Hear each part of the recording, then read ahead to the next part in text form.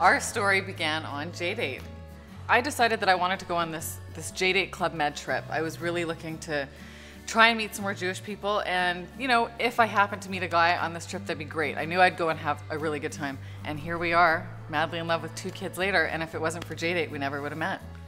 We were living on completely different sides of the country. I was in Florida and Trudy was in California. I think I knew when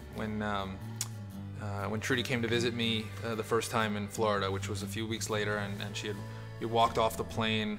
You did? Yeah. You never said that before. Yeah, as soon as I saw you, it kind of all came kind of rushing back. I think we go together really well. We challenge each other that way, and that's what's kept us smiling and happy for 5 years, and I don't expect that to change for the rest of our lives. So it's pretty cool.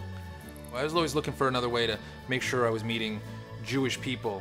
So this was a guarantee. I knew I would meet great Jewish people. You have something, you know, there's just this bond, something that you have in common. If you know you either want to date somebody Jewish or you are Jewish and that's what you want, then it's so amazingly convenient.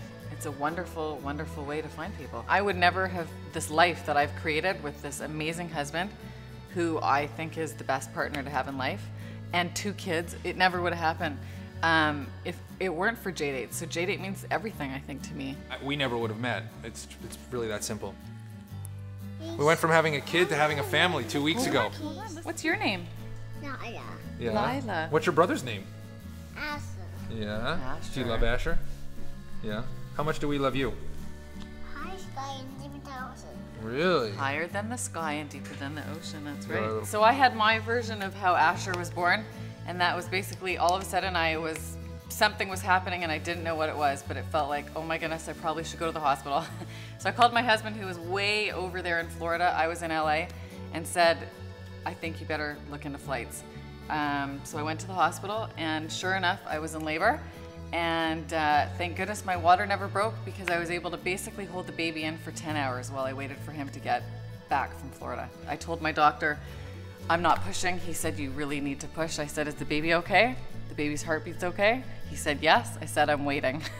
And literally, Seth made it within seconds, because the baby got into slight distress. They said, you need to push.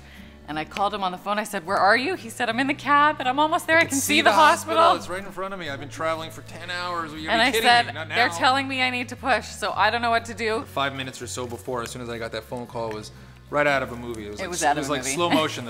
The cab driver drops me off. I got a fistful of money. I just throw in the front seat. I run out the door. I'm nowhere near where I need to be. Her cousin is across the street yelling for me where to go.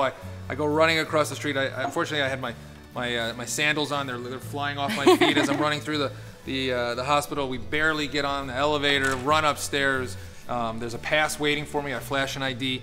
Someone's yelling, room 4. I run into room 4, and Asher was out 60 seconds later. I wouldn't believe it. I wouldn't believe it if I wasn't there myself. Seriously, it was great.